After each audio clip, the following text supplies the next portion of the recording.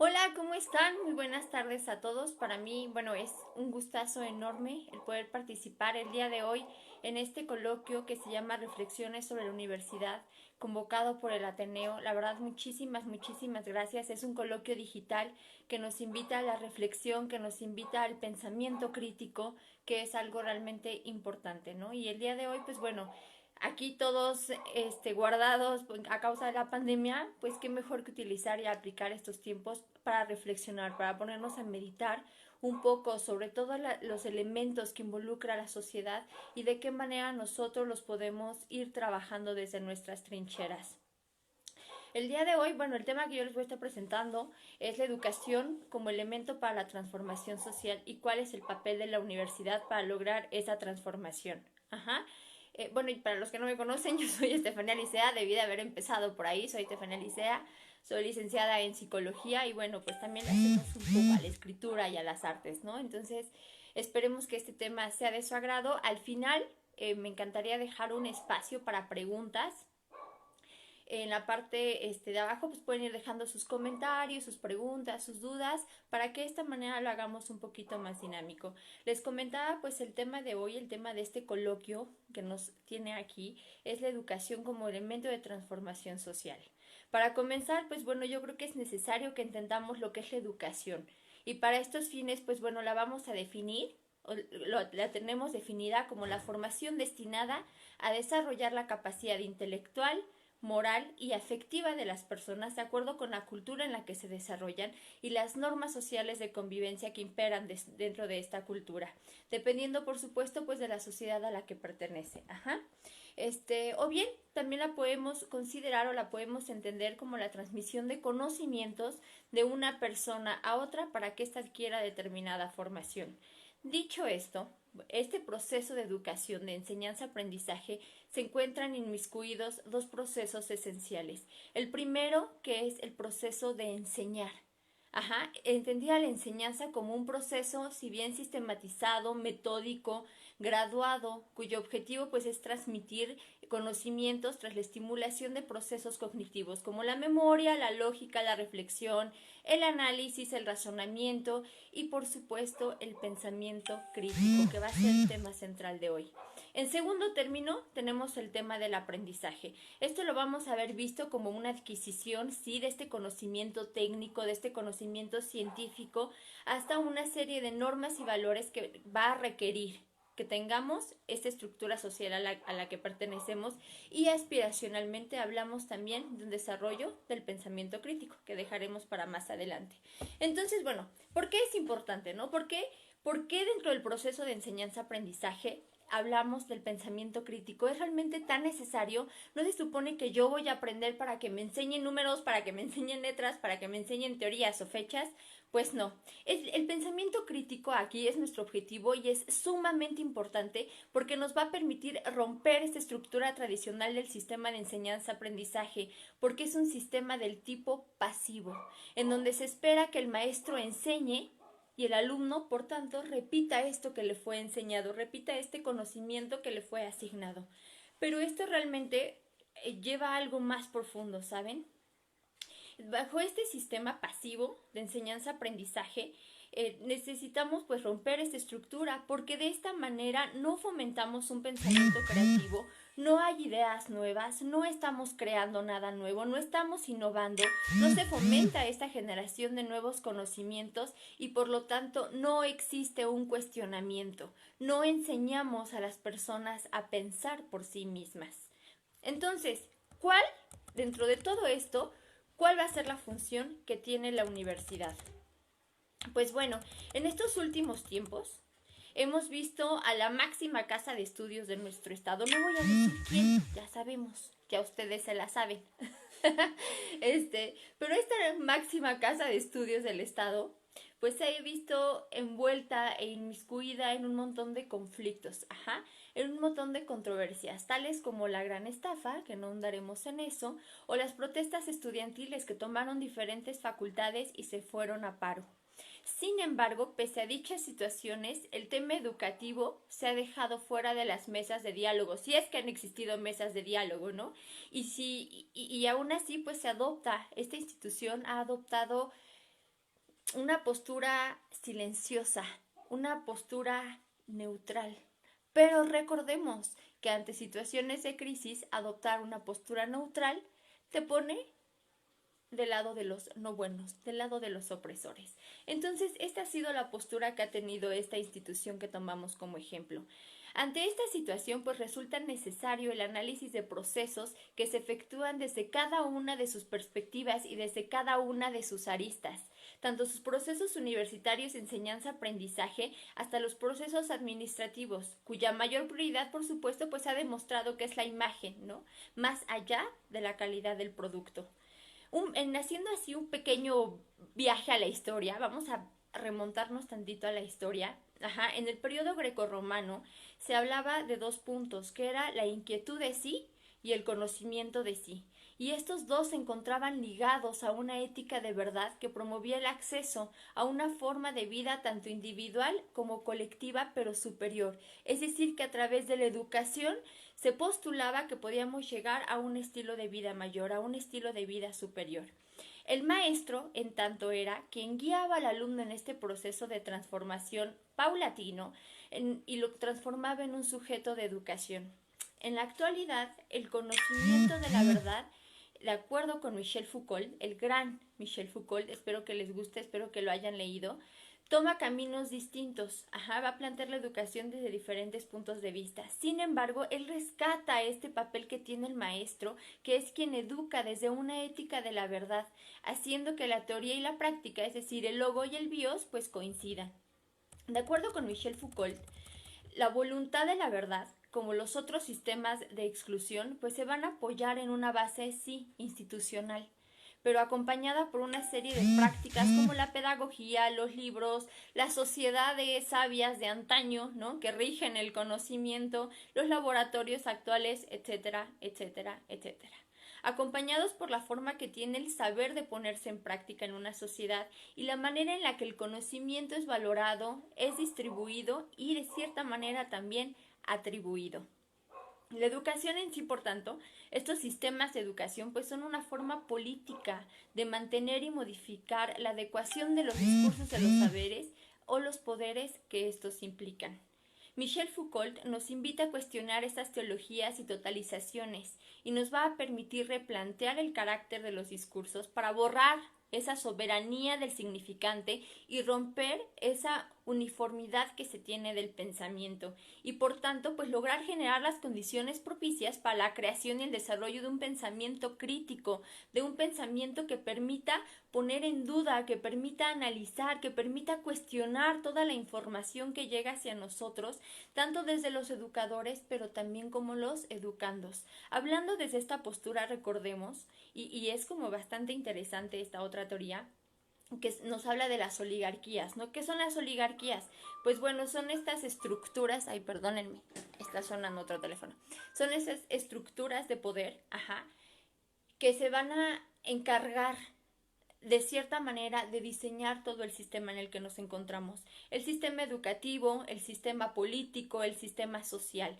Estas oligarquías, al tener el poder y el control sobre estas formas, ajá, lo que hacen es tratar de perpetuar ese mismo sistema con la finalidad de mantenerse sobre todos los demás, de mantener esta línea de dominio. Nos enseñan que esa es la forma correcta en la que se debe ser. Ya sabes, eres pobre porque quieres ser pobre. Entonces, cuando nosotros accedemos a una educación que nos permite desarrollar el pensamiento crítico, que nos permite analizar la realidad en la que nos encontramos, nos permite de igual manera poner en jaque este sistema de pensamiento, nos permite poner en jaque a estas oligarquías. Ajá. Por otra parte, pues bueno, de acuerdo con el pensador Noam Chomsky, podemos analizar la educación desde dos posturas diferentes entre sí. También, a quien no conozca Noam Chomsky, les invito a que lo estudien. El primer punto que postula Noam Chomsky es la interpretación tradicional que viene de la ilustración y que sostiene que la mayor meta en la vida es la de investigar y la de crear y de buscar las riquezas dentro del pasado, tratando de ¿qué? De interiorizar aquellas partes que pudieran resultar importantes para ti y proseguir en la búsqueda de entender tu propia manera. Este proceso de educación, desde este punto de vista, pues es simplemente ayudar a las personas a que aprendan por ellas mismas y reconocer que tú eres el aprendiz. Ajá. Es decir, que de esta forma, pues lo que se trata de generar es ese pensamiento crítico, ese pensamiento de análisis, hacia dónde va y qué uso es el que se le va a dar al conocimiento. En el segundo punto que propone Noam Chomsky, pues es el del aprendizaje esencialmente como una forma de adoctrinamiento. Él dice que desde que somos jóvenes se nos va a tratar de meter dentro de moldes que van a delimitar nuestra manera de pensar, que van a delimitar nuestra manera de ser, ajá, y a través de determinadas instituciones de adoctrinamiento como es la institución religiosa, la religión que sea, ajá, las escuelas, las universidades, las instituciones políticas, nosotros vamos a buscar esta adopción de formas de pensamiento. Y entonces, ¿qué es lo que pasa? Pues bueno, que se va a buscar, lo que se propone es que se busque romper estos modelos en los que se nos obliga a encajar, ¿de acuerdo?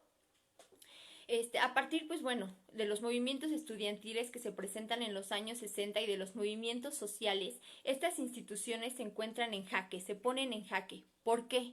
Pues porque se pusieron a pensar un poco más, hablaron más de libertades y decían que entonces los jóvenes eran demasiado libres, que los jóvenes eran demasiado rebeldes y que hicieron las instituciones, lejos de analizar aquellas formas de pensamiento sobre las que se encontraban construidas, lejos de analizar esas posturas que no eran ya funcionales para la sociedad, trataron de imponer medidas aún más drásticas y de mayor control para las juventudes rebeldes. Ajá. Actualmente, ante las diversas, pues bueno, situaciones sociales en las que encontramos, la manera en la que analizamos y construimos la educación debe de someterse a un análisis, a un cambio tanto de objetivo como de estructura. Ejemplo, pues, de todo esto es la pandemia en la que actualmente nos encontramos todos, ¿no? Esta pandemia que se supone en inicio trató de hacer que todo siguiera funcionando como relojito, trató de seguir sosteniendo un sistema que ya resultaba de por sí insostenible. Y lo único que hizo fue pues poner de manifiesto, dejar de manifiesto un sistema que se desquebrajaba, un sistema que ya no era funcional, un sistema que estaba lleno de desigualdades, que estaba lleno de carencias. Ajá. Y por tanto, pues este sistema poco estructurado y poco pensado en la satisfacción y la atención de las necesidades, tanto de los educandos como de los educadores, a todos se les puso en jaque. Este sistema que favorece a unos cuantos y se centra pues más en datos estadísticos que en la parte cualitativa, en la calidad y en el resultado de lo que ofrece. Ante esto, ante esta gran obsesión de las instituciones, pues ha buscado mantener sus dogmas tradicionales y han quedado expuestos lamentablemente por su capacidad. Por tanto, volveremos a la pregunta inicial. ¿Cuál es el papel que debe de asumir la universidad ante una sociedad que se mueve y se transforma, que demanda un trabajo y una visión integral transversal? ¿Cuál es este papel? Pues bueno, regresamos al punto del que hablábamos sobre los moldes a los que se supone se nos somete desde la infancia. En la actualidad vivimos una sociedad líquida, para los que tengan la posibilidad igual de leer a Zygmunt Bauman, esta sociedad líquida que nos obliga a cambiar y evolucionar constantemente, que nos obliga a adaptarnos a estos cambios sin ni siquiera ponerse a preguntar o a cuestionarse sobre nuestras necesidades, ¿no? Esta rapidez descomunal se vuelve una sociedad que marca y delimita pues, pautas comportamentales y de pensamiento a las que se supone debemos alinearnos. Cuando esta alineación se rompe, y no logramos encontrar ese sentido de nuestra vida, ya saben, nos sentimos perdidos, porque es parte de esta sociedad el hecho de que tú te embarques en una búsqueda de tu individualización, ¿no? Que tú aprendas a definirte como individuo, como un ser único y irrepetible, y si no lo logras, entonces, ¡pum!, has fracasado, ¿no? ¿Qué es lo que van a hacer? Pues entonces te van a vender al por mayor millones de programas, millones de tratamientos, millones de libros y millones de sistemas que te ayuden a encajar dentro de esos patrones a los que se supone debes de pertenecer para que sigas en esa búsqueda que se supone debes de añorar, ¿no? Entonces, así como tú, van a haber otros 200 millones de personas, otros 200 millones de ciudadanos a los que se les va a tratar de vender esa idea del único y del irrepetible, y van a ser tan únicos y irrepetibles como tú, y como, bueno, esos otros 200 millones. Dentro del campo de la educación, todas estas fuerzas van a actuar sobre nosotros para obligarnos a romper las esquinas y las formas que nos diferencian, y a perseguir el sueño global de una esclavitud que se vende con una etiqueta de libertad.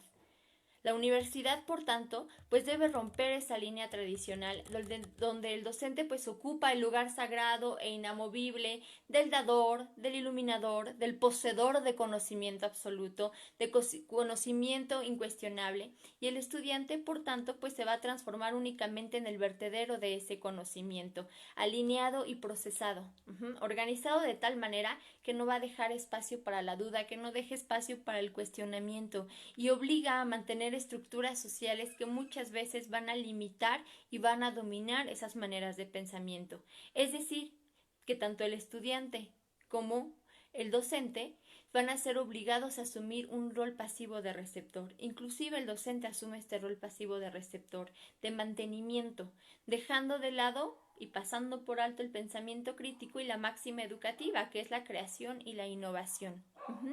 Ante esta realidad constante, que se encuentra en una metamorfosis y en un revuelo que parece que no se detiene nunca, la educación debe aspirar a una independencia del pensamiento, al rescate de las libertades que tanto asustaron a los académicos de los años 60, y se tiene que guiar al educador y al educando a cuestionarse, a dudar de cada primicia dada como verdadera, a volverse agentes activos, no solamente de su proceso educativo como lo postula Noam Chomsky o Michel Foucault, sino como agentes de cambio dentro de la comunidad a la que pertenecen, y eso es lo más difícil. Pasar por alto los movimientos sociales en los que vivimos, no plantearlos, no estudiarlos, no analizarlos, no meterlos al salón de clases, y tratar de desmenuzarlos desde todas sus perspectivas, nos va a transformar en estudiantes, sí, pero poseedores de fechas, de cifras, de números, de nombres, pero nos hace masas incompetentes ante los desafíos a los que nosotros estamos enfrentándonos. Entender la importancia de la educación y de la universidad es entender que la memorización de nombres y de fechas no sirven. Lo que sirve realmente es la aplicación de ese conocimiento en la actualidad. ¿Cómo yo puedo traer todo eso que me dicen, todo ese bombardeo de información que me dan en un aula a la vida real y de qué manera lo puedo aplicar? La educación, y me gusta decirlo siempre, para mí es la herramienta que va a cambiar al mundo. Si no existe educación, no existe transformación, no existe análisis, no existe pensamiento crítico. Y el día de hoy el mundo requiere precisamente eso. Personas pensantes, personas críticas, personas que analizan, personas que demandan. El mundo hoy requiere gente preparada para abordar los grandes desafíos del mundo y dejar de lado el pensamiento individualista, aprender a pensar desde la colectividad.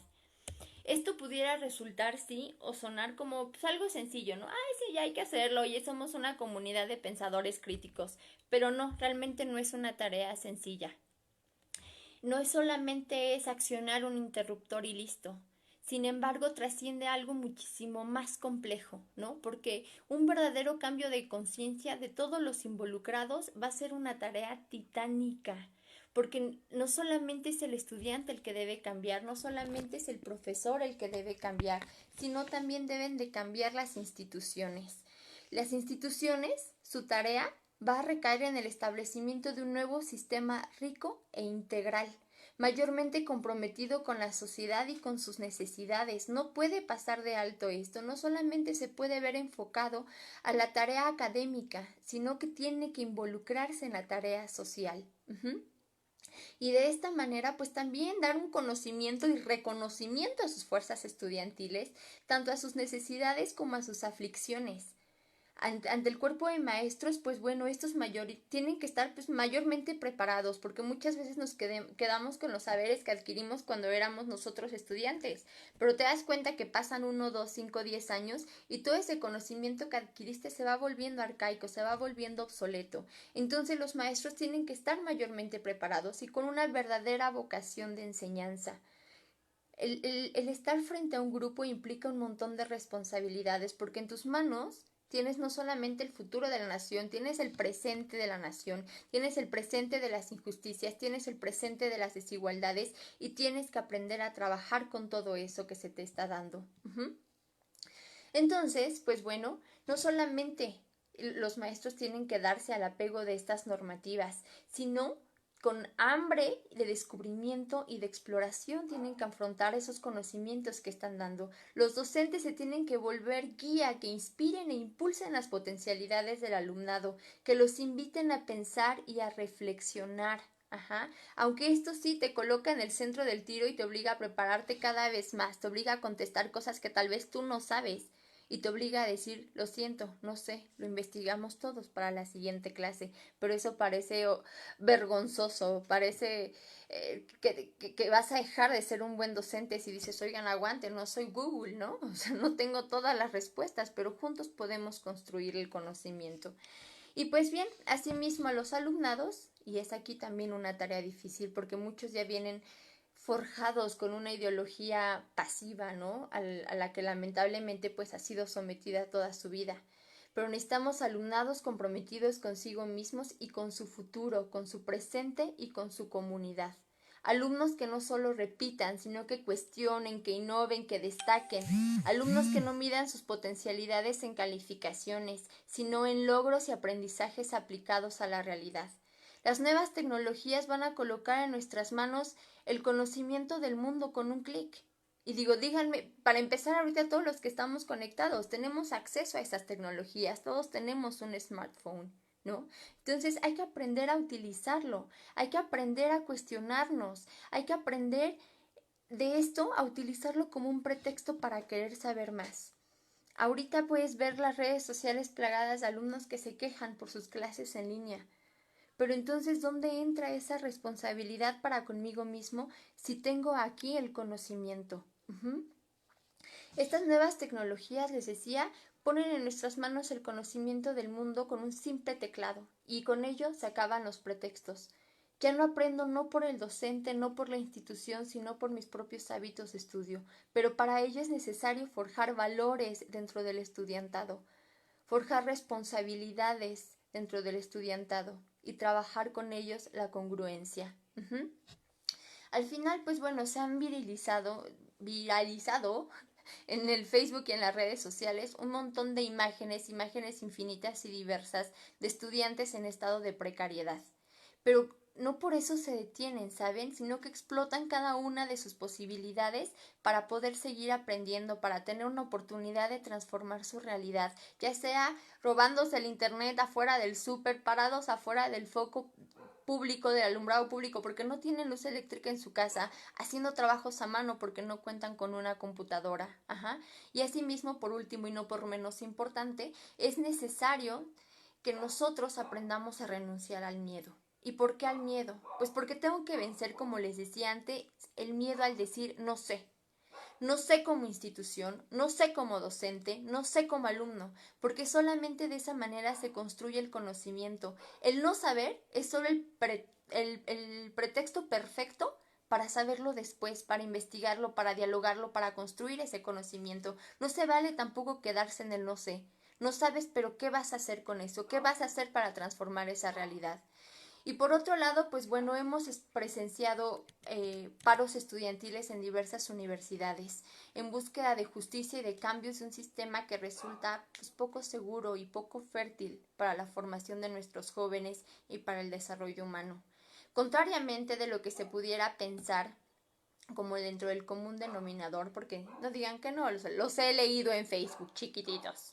Esas voces que pelean por ser escuchadas no están haciendo las cosas de manera incorrecta, sino que lograron precisamente eso, el desarrollo de un pensamiento crítico, una libertad de pensamiento comprometido para con su comunidad a la que pertenecen y que obligan a la institución a ver sus necesidades, a verlos más allá como una matrícula o como un número, sino como un número de individuos pensantes con necesidades, individuos espejo de un sistema que se desquebraja y que amenaza el futuro de lo educativo, un sistema que demanda un rol activo e integral e integrador. que deje de lado la imagen y que esté dispuesto a forjar mujeres y hombres preparados para cambiar al mundo. Ese es el objetivo de nuestra universidad, y más en estos tiempos tan complejos, en estos tiempos de transformación tan difíciles. Es decir, que todos aquellos que nos encontramos involucrados en el proceso educativo, desde el aula, como docentes, como alumnos, como administrativos, como representantes institucionales, todos tenemos que obligarnos a hacer un cambio de conciencia, porque de lo contrario el mundo no se va a transformar solo. No cuenta un puñado de locos que vayan por ahí tratando de hacer el cambio. Somos en México 126 millones de personas. ¿Cuántos de nosotros nos vamos a comprometer realmente a generar una estructura diferente, a generar un cambio social diferente?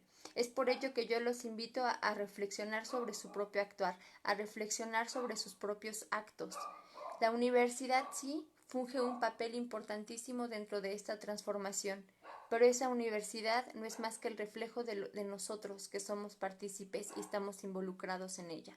Ahora bien, muchísimas gracias a todos por haber escuchado esta ponencia. Voy a pasar a leer sus comentarios que han estado llegando y que son muchísimos. Muchísimas gracias por haber sintonizado.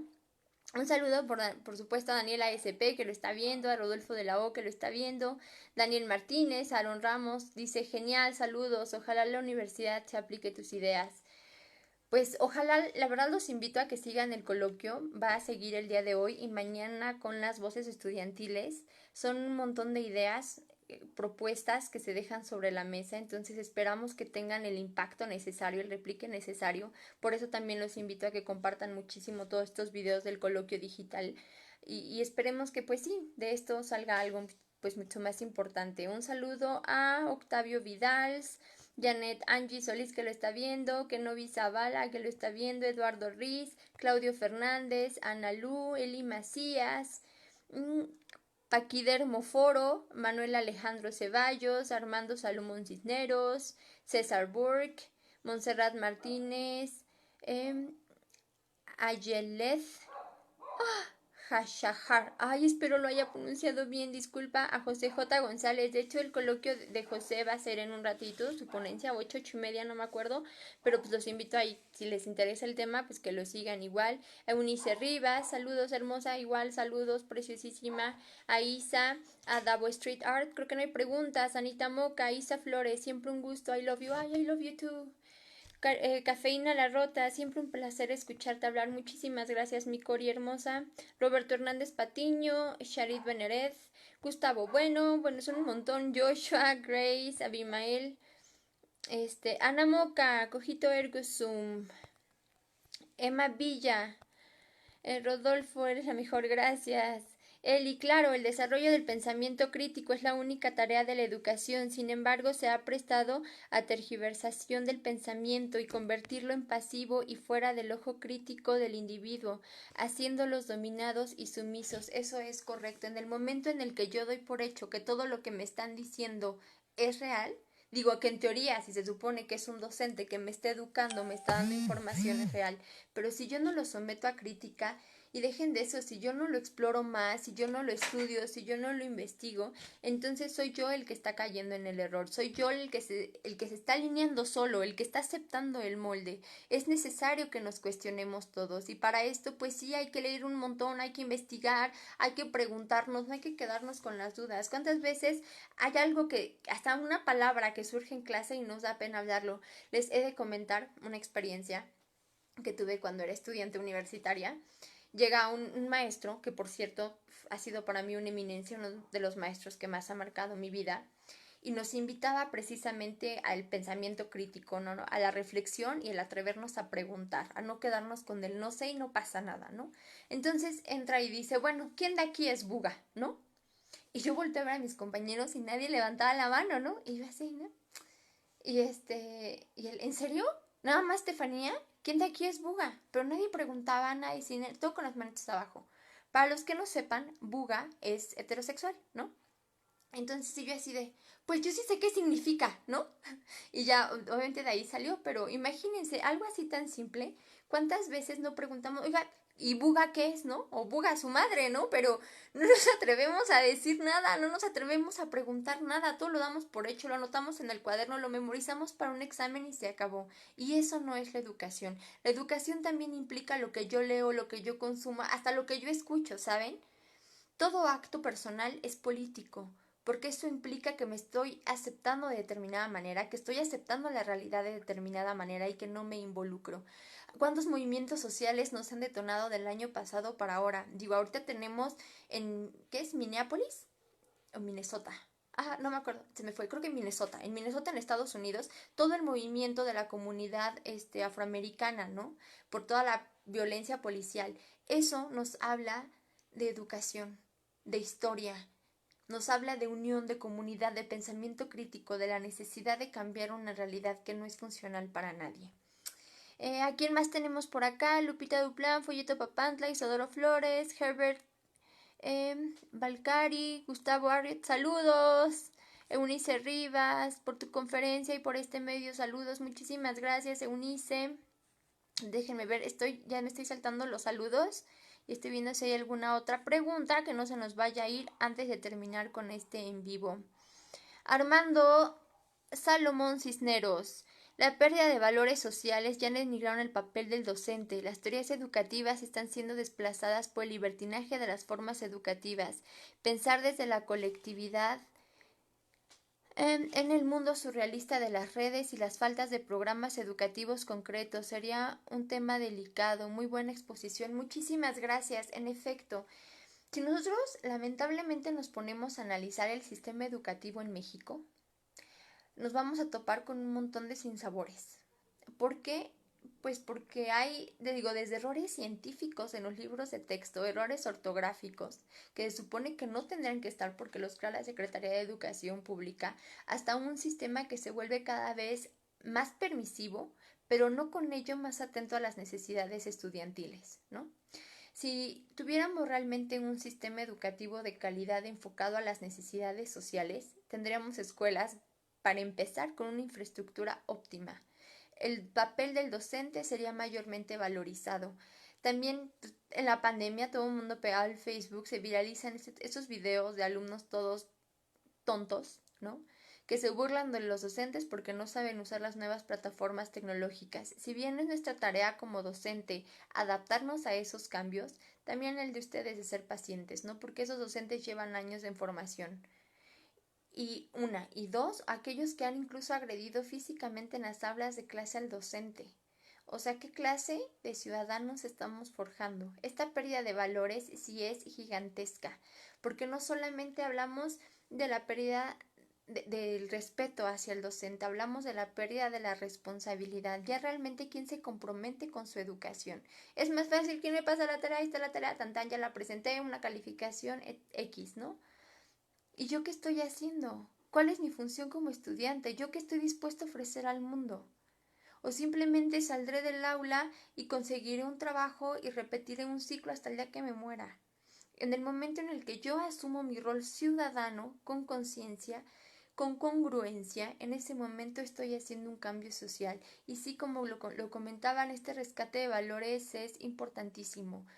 Hablamos de libertinaje en el momento en el que mis libertades van a corromper las libertades de otras personas y eso no está permitido, eso no es válido. Y no es que tengamos el pensamiento de abuelito, a lo mejor sí, ¿no? A lo mejor sí lo tengo porque me educaron mis abuelitos, pero pero es muy importante que rescatemos estos valores de la solidaridad, de la congruencia, de la responsabilidad, de la ética, todos esos valores que me llevan a ser un mejor ser humano y que me llevan a trabajar en pro de una mejor sociedad. Si el día de hoy yo me quejo por las desigualdades sociales, si el día de hoy yo me quejo por los feminicidios, por la violencia, etcétera, etcétera, si hoy yo me quejo por todos los problemas que nos aquejan, pero no hago nada para cambiarlo, entonces estoy siendo un hipócrita. Y perdónenme que lo digan, ¿no? Sabemos cuántos problemas sociales no trae el narco, por ejemplo, pero ahí estamos consumiendo la narcocultura, escuchando las narcocanciones, viendo las narcoseries, consumiendo drogas. Entonces, ¿dónde queda? ¿Dónde queda esa línea, ¿no? De valores? ¿Dónde queda esa congruencia con lo que estoy profesando? Seguimos buscando comentarios. Muchas gracias por el trabajo y esfuerzo. Muchas gracias, Is. Gracias, siempre fuiste una gran maestra, aprendí mucho de Tris. Ah, Janet, muchísimas, muchísimas gracias. Gracias por tu conocimiento y por existir. Gracias, Rodo. Más personas como tú. Ay, qué lindos. Mándenme preguntas, ándenles. ¿Qué opinas del nuevo modelo educativo?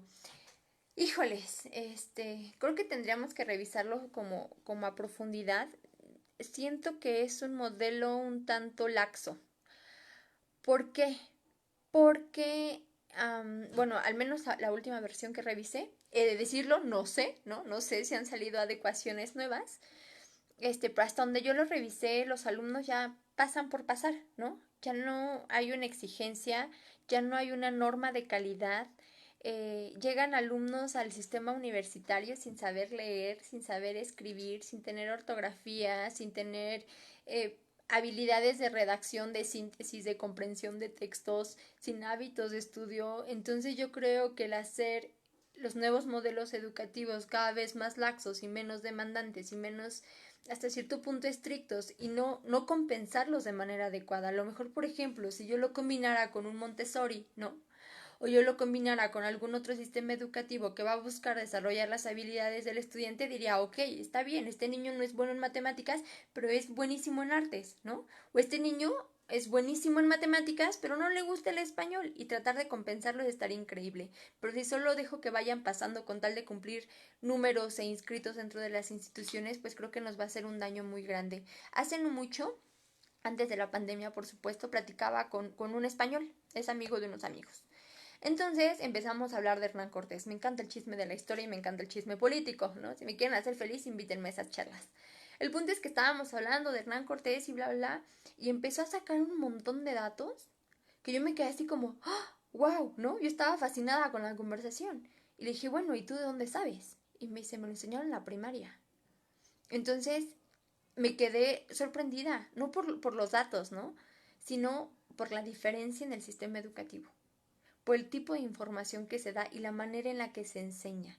De esa manera en la que te ayuda, o sea, el señor es más grande que yo, y la manera en la que tuvo para retener esos conocimientos. Entonces hablamos de una educación de calidad, y hablamos de conocimiento significativo.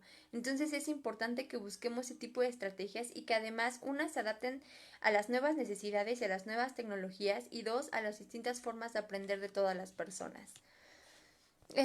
Saludos, mi querido Gus, que está ahí en primera línea en la oficina. Sai, saludos a Sai. Buga su madre. Saludos, mi querida Sai. ¿Nos podrías dar los 3 aspectos más importantes que debería tener un buen maestro? Híjoles. Yo creo que uno, un montón de amor a lo que hace. Si no amas lo que haces, vas a pasarla a joder la vida a un montón de personas que no tienen la culpa. Digo, afortunadamente he visto grandes docentes que se entregan cuerpo, alma y corazón a las clases, y he visto docentes que están dispuestos a llegar a la clase y decirle a sus alumnos que son una bola de ineptos, o hablarles realmente con groserías, ¿no? Decirles, no, ustedes nunca van a aprender porque están bien pendejos. Sí puedo decir pendejos en Facebook, creo, ¿no? Bueno, no importa. Ya lo dije, ¿no?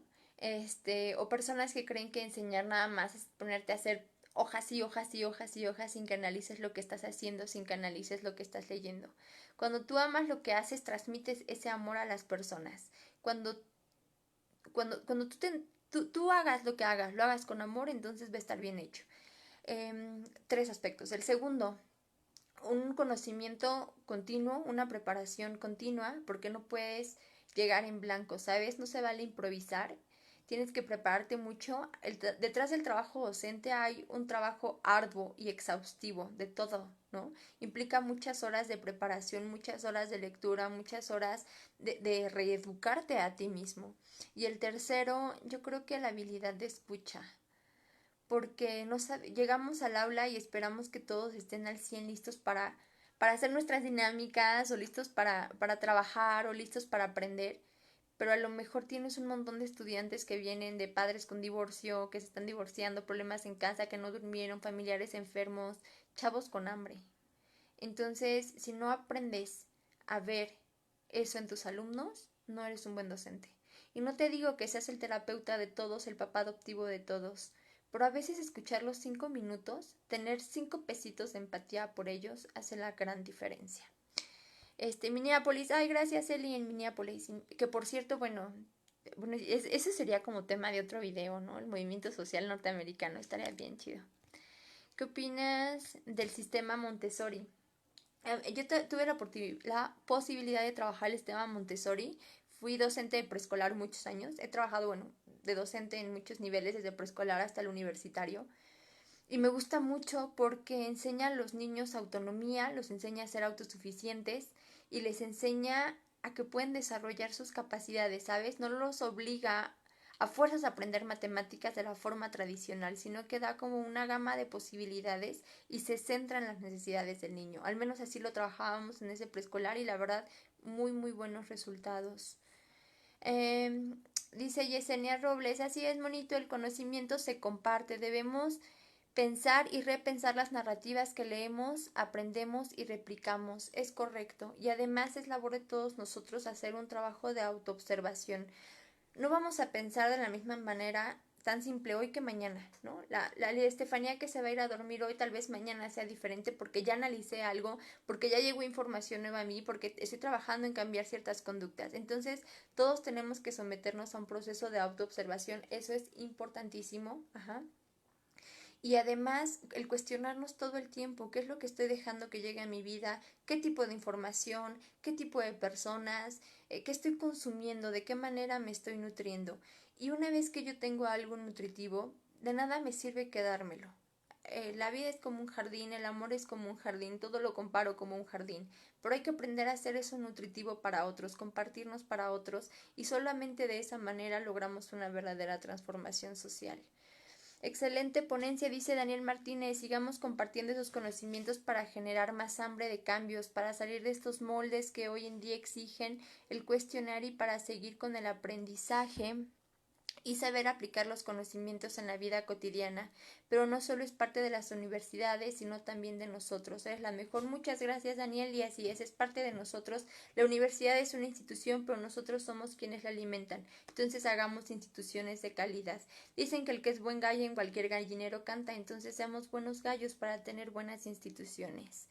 ¿Qué impacto de cambio crees que debiese tener el sistema educativo en México en materia de digitalización y tecnología? La pandemia nos demostró que hay mucho para avanzar en este aspecto, por supuesto. Una, pues hacer uso o apegarnos al uso de las nuevas tecnologías, tratar de implementarlas dentro de las aulas de clase, no tenerles miedo, ¿no? Y dos, yo creo que antes de hablar de la digitalización de las tecnologías, lo primordial sería pensar en las necesidades básicas del estudiantado universal, ¿no?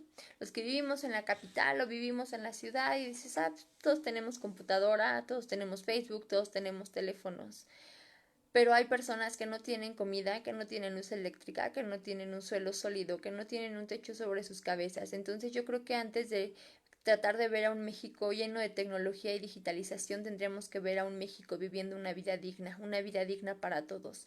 Dice Belton Bridge que no podemos gozar de lo que no podemos gozar de lo superfluo mientras otros carecen de lo indispensable, ¿no? ¿Cómo imaginas el futuro de los niños con este nuevo modelo educativo, entrenándose al mundo adulto, enfrentándose al mundo adulto? Híjoles, yo creo que aquí, más allá del modelo educativo y de esta adquisición a las nuevas tecnologías, lo importante es qué tipo de seres humanos estamos formando. Es sorprendente ver niños con 0 grado de valores, 0 grado de respeto, niños sobreprotegidos, si bien son nuevas generaciones y no quiero oírme como mi abuela, generalmente me oigo como mi abuela, ¿no?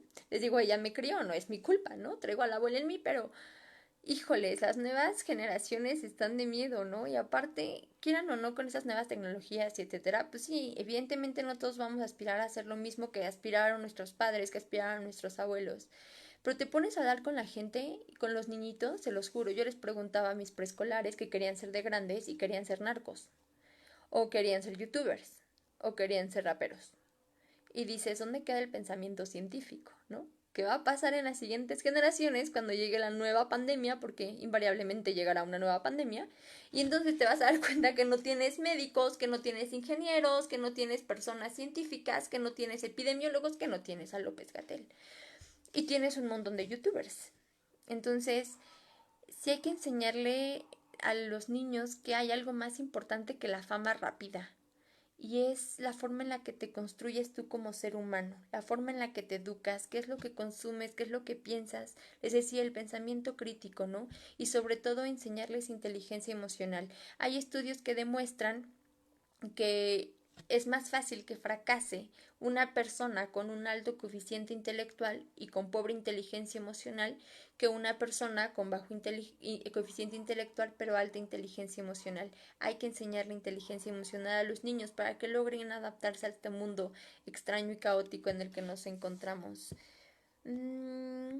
Tienes razón, la frase no puedes evaluar un pez por su habilidad para escalar un árbol. Así es correcto, hay que aprender a observar las necesidades de nuestros niños y sobre todo aprender a potencializar aquellas cosas en las que son buenos. No es por poner a mi hermano de ejemplo, pero mi hermano de ejemplo, chistosamente, tiene una ortografía tremenda, ¿no? Tremenda. Y a mí me da cáncer en un ojo, ¿no? Pero es un genio matemático y un genio de las computadoras. No es porque sea mi hermano, se los juro, pero tiene 15 años y está desarrollando su propio idioma, con toda la estructura gramatical y matemática. Así, o sea, te los juro, tenía que presumir a mi hermano hablando de educación, ¿no? Entonces yo no lo puedo someter y decirle, tienes que aprender a escribir bien, tienes que aprender el español, tienes que aprender la historia y obligarlo a esas áreas que no le gustan, que no le llenan. Mi labor, creo yo, es al contrario, potencializarlo. ¿Te gustan las matemáticas? ¿Te gusta la programación? ¿Te gusta esto? Pues vas y dale con todo, ¿no? Porque solamente de esa manera voy a garantizar su éxito. Si yo lo obligo a hacer algo que no es y a encajarlo en ese molde que no le corresponde, solamente voy a estar haciendo una persona infeliz. Y pues bueno, creo que muy de acuerdo con lo que los comentas de las nuevas generaciones. Gracias, Mario Olivares. Creo que son todos los comentarios, chicos y chicas, hombres y mujeres, a todos, pues muchísimas gracias por habernos sintonizado. Estos son coloquios en cadena, están organizados por el Ateneo. El tema de hoy era la educación universitaria como un eje de transformación social. Ya nos desviamos como un poco. Ya saben, los que me conocen saben que soy merolico y hablo y hablo y hablo. Pero bueno, espero que a través de esta ponencia, a través de este coloquio, haya podido aportar a ustedes un poco de esta manera de pensar, de la forma en la que considero que podría trabajarse la universidad y recordando que todos somos parte de ella, porque todos somos parte de una comunidad. Entonces, rondará por Facebook o no, pero hay una frase que dice, después de que todo esto pase, no es qué quieres hacer, es qué quieres ser, en qué clase de individuo te quieres convertir. Y eso no se logra empezando mañana, se trabaja desde hoy, porque si yo no, ¿quién? Y si no hoy, ¿cuándo? Unámonos para generar un mundo mejor y pensemos qué clase de personas estamos dejándole a este mundo. Trabajemos con congruencia, trabajemos con integridad y con mucho esfuerzo, que el mundo no se cambia solo, pero créanme, valdrá la pena. El día que seamos como la canción de Imagine All the People, ese día lo habremos logrado. A todos, de verdad, muchísimas gracias. ¿Cómo se miden las competencias sociales y emocionales? Bueno, pues de hecho hay... Jan, si quieres escribirme por privado, mándame un inbox. Hay diferentes test y diferentes tablas de medición que te pueden ayudar si quieres medir precisamente esas competencias emocionales y sociales. Con muchísimo gusto te las paso. Los invito pues a que continúen dentro del coloquio de reflexiones sobre la universidad y que sigan pasando pues bueno una cuarentena lo más saludablemente posible. Los que no pidan ayuda, créanme, ya lo hice, funciona perfecto. Les mando a todos un abrazo gigante, un besote y tengan un muy bonito domingo. Yo fui Estefanía Licea, me encuentran en mis redes sociales, Facebook, Twitter, Instagram. Bueno, Twitter casi no me meto, pero igual, por si me quieren seguir ahí. Facebook, Twitter, Instagram, me encuentran como Estefanía Licea. Va que va, a todos un abrazo gigante y hasta la próxima.